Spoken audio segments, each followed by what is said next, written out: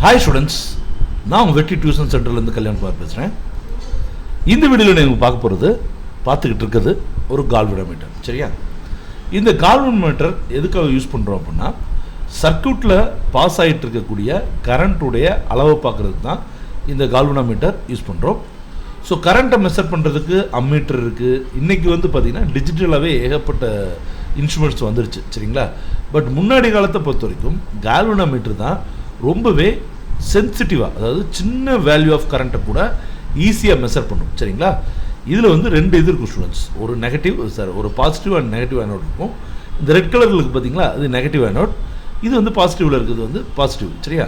அப்போ ஒரு சர்க்யூட்டுடைய பாசிட்டிவ் சைடை இந்த பக்கமும் நெகட்டிவ் சைடை இந்த பக்கமும் கனெக்ட் பண்ணோம்னா, இந்த டயலில் இருக்கக்கூடிய அளவு இருக்குது பார்த்தீங்களா, இது நமக்கு என்ன பண்ணுன்னா எவ்வளோ கரண்ட் போகும் அப்படின்றத சொல்லும். கரண்ட்டோட டைரக்ஷனையும் சேர்த்து சொல்லும். சரிங்களா? ஸோ ரெண்டு டைரக்ஷனையும் நம்ம கரண்ட்டை பார்க்க முடியும். சரிங்களா ஸ்டூடெண்ட்ஸ்?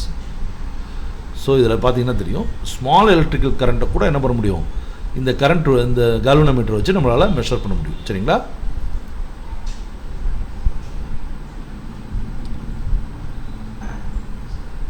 ரைட்டா? இப்போ நான் ஒரு சர்க்யூட்டை கால்குலேட் பண்ணுறேன் பாருங்கள். ஸோ ஒரு பாசிட்டிவும் நெகட்டிவும் கால்குலேட் பண்ணுறேன். இதில் நீங்கள் பார்த்தீங்கன்னா தெரியும், இந்த டிஃப்ளெக்ஷன் உருவாகிறது தெரியும். ரைட்டா? இந்த இடத்துல பாருங்கள், எனக்கு சரியாக வீடியோவில் கிடைக்க மாட்டேங்குது. ஸோ இதுவே நீங்கள் மாட்டினீங்கன்னா என்ன ஆகும்னா, இதோடைய டிஃப்ளெக்ஷன் மாறி இருக்கும். சரியா? இப்போ உதாரணத்துக்கு ஸ்டூடெண்ட்ஸ், ஒரு சைடு வைக்கும்போது, அதாவது பாசிட்டிவ் பேட்டரியோட பாசிட்டிவ் இந்த பக்கமும் நெகட்டிவ் இந்த பக்கமும் இருக்கும்போது இந்த பக்கம் காமிக்கும். சரிங்களா? அதுவே நீங்கள் மாற்றிட்டீங்கன்னா அதே அளவு கரண்ட்டை இந்த பக்கம் காமிக்கும். சரியா?